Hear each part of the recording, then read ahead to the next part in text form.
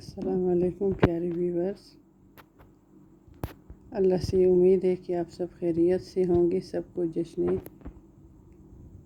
آزادی بہت بہت مبارک ہو۔ اللہ نے کرم کمایا کہ اس نے ہمیں اپنا ایک ملک عطا کیا جس میں ہم آزادی سے رہ رہے ہیں۔ ہمیں سر کے اوپر ایک چھت عطا فرمائی جس میں اللہ نے اپنے گھر بنوائے مسجد کی شکل میں، جہاں پہ سارے مرد حضرات مل کے نمازیں قائم کرتے ہیں، جس نے ہمیں اپنی مرضی سے جس وقت دل کرتے ہیں نفلی عبادت کر لیتے ہیں۔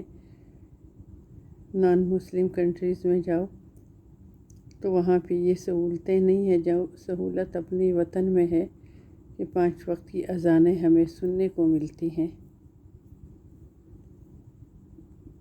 5 وقت کی نماز کی حاضری اللہ کے گھر میں مردوں کو ملتی ہے، عورتوں کو اپنے اپنے گھروں میں۔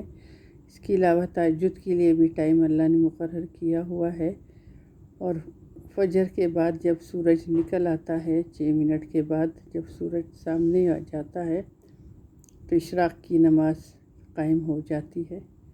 یہ نفلی عبادت ہے۔ اس کے بعد پھر چاشت کی نماز ہوتی ہے۔ چاشت کے 4 نوافل ہوتے ہیں، جسم کے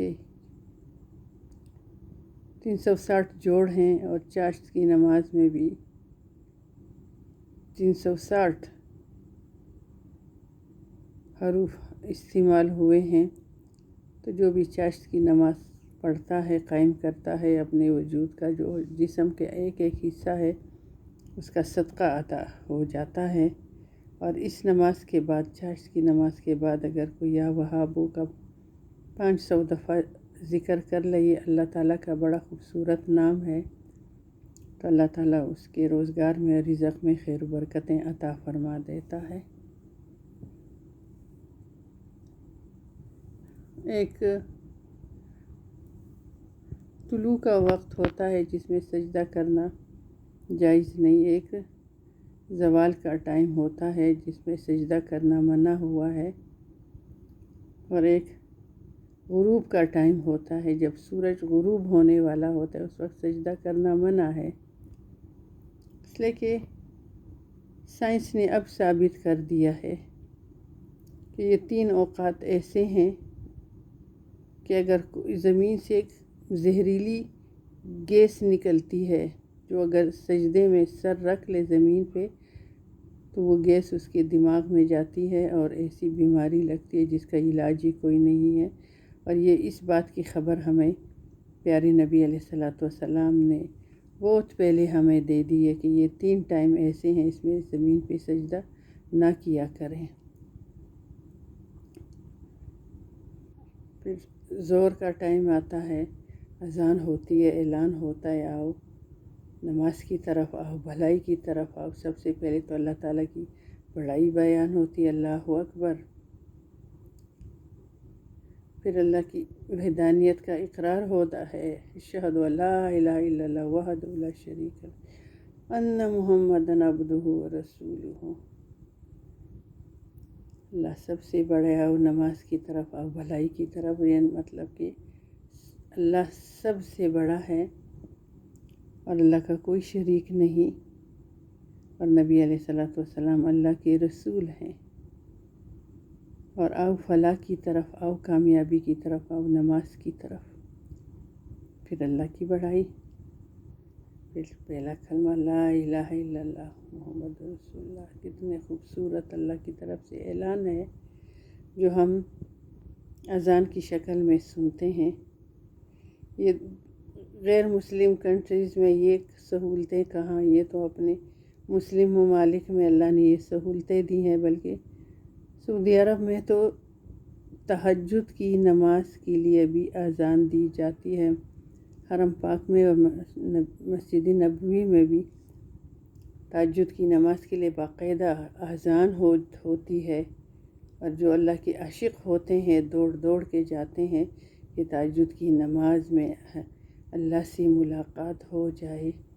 اور وہ بڑا خوبصورت وقت ہوتا ہے جب عاشق اللہ کے گھر میں، اللہ کے عاشق اسی کے گھر میں جا کے اللہ کے ہاں حاضری لگاتے ہیں، اور اعلان ہوتا ہے، باقاعدہ اذان ہوتی ہے، عاشقو آؤ اپنے رب سے مل لو، اللہ سے راز و نیاز کر لو، سجدوں میں کر لو، تحیات میں کر لو، رکوع میں کر لو، قیام میں کر لو، نیت کر لو پہلے، تاکہ اللہ تمہارے چہرے پہ نور ڈال دے، تمہارے دل کو سکون دے دے۔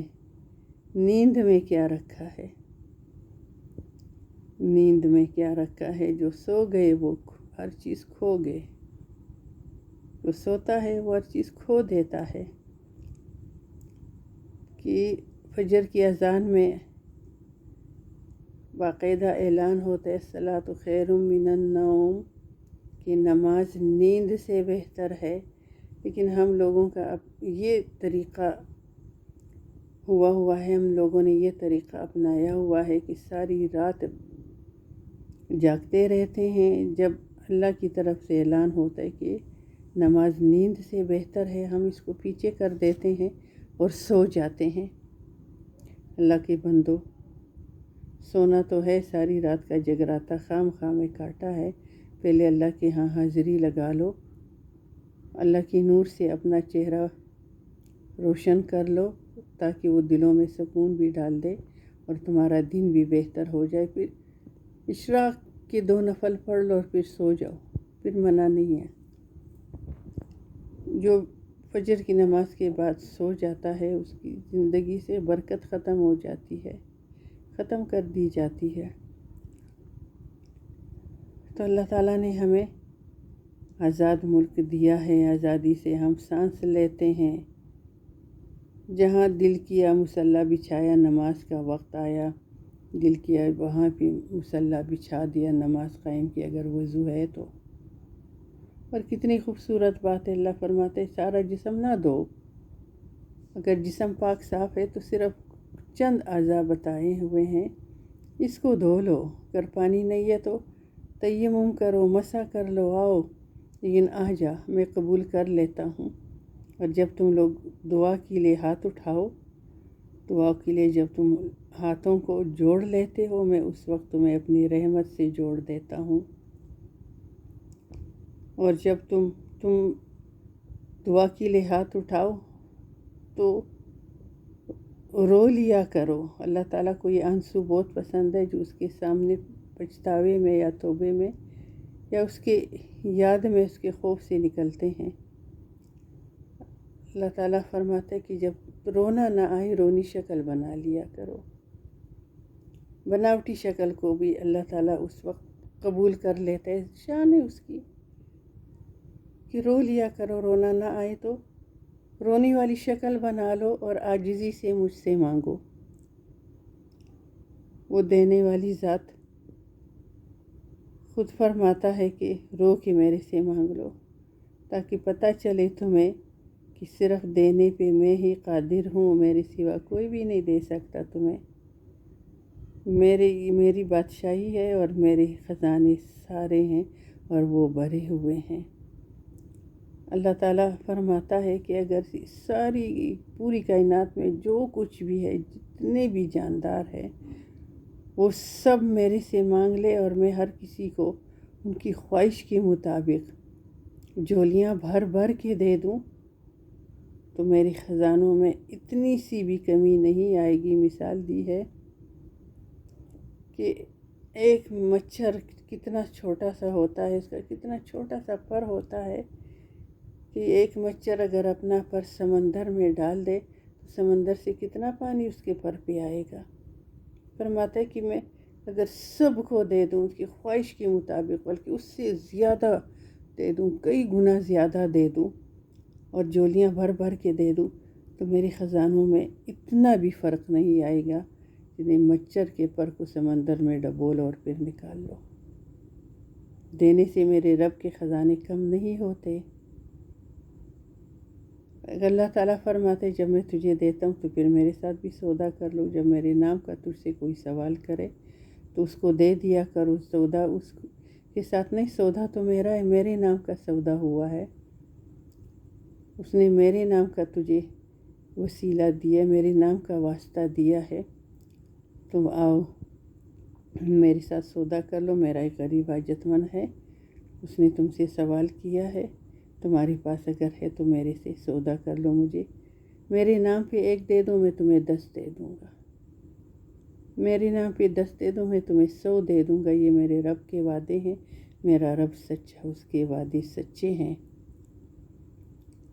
تو اللہ نے ہمیں آزاد ملک دیا، بڑوں نے قربانیاں دی، انہوں نے سوچا کہ مسلمان اور ہندو الگ الگ قومیں ہیں، ہماری مسلمانوں کے طریقے اور ہیں، تہذیب اور ہے، اٹھنا بیٹھنا اور ہے، ہندوؤں کا اور ہے، اس لیے کہ ان کا علیحدہ ایک وطن ہونا چاہیے، مسلمانوں کا علیحدہ ایک وطن ہونا چاہیے۔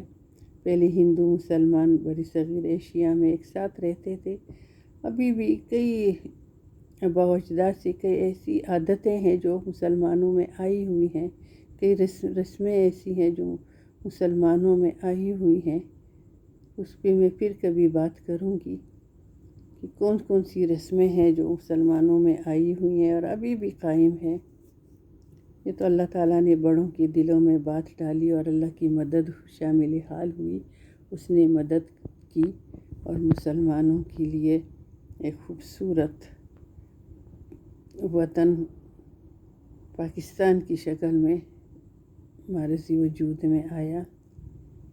تو اللہ تعالیٰ کا ہم شکر ادا کرتے ہیں، اللہ تو نے ہمیں اتنا خوبصورت سبزہ ہے، اس میں معدنیات ہیں، اس میں خوبصورت قیمتی پتھروں کے پہاڑ ہیں، اس میں اتنا پھل ہے، اس میں چاروں موسم ہے، اس میں دریا ہے، اس میں ہر نعمت ہے، ہر نعمت ہے، جنت کی طرح ہر نعمت ہے اس میں۔ تو اللہ تعالیٰ ہمیں اس وطن میں رہنے کی توفیق عطا کر دے، اتنا خوبصورت وطن اس نے ہمیں دیا ہے، اور ہمیں وہاں بھی ایسا وطن عطا کر دے جس پہ لوگ ناز کرتے ہیں، اور وہ خوبصورت وطن جنت ہے۔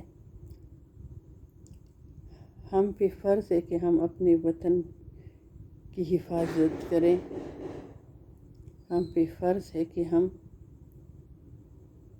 اس کی عزت اور توقیر کریں اور دوسرے لوگوں کے دلوں میں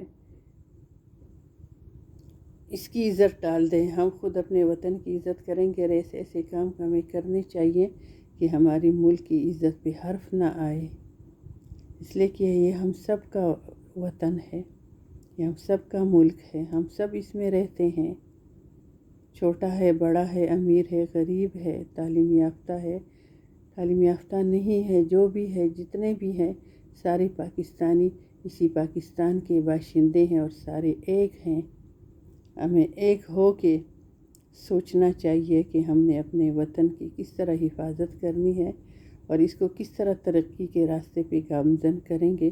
ہماری سوچ ہوگی تو حقیقت میں سوچ کو بدلنا اللہ کا کام ہے، اور اگر اللہ چاہے تو ہماری سوچوں کو حقیقت میں بدل دے اور ہماری ملک کو کامیابیاں عطا کر دے۔ اگر ہم سچے مخلص ہیں اور اپنے وطن سے محبت کرنے والے ہیں تو اللہ تعالیٰ ہماری مدد فرماتا ہے۔ یہ ملک اسلام کے نام پہ، کلمے کے نام پہ ہمیں ملا ہے،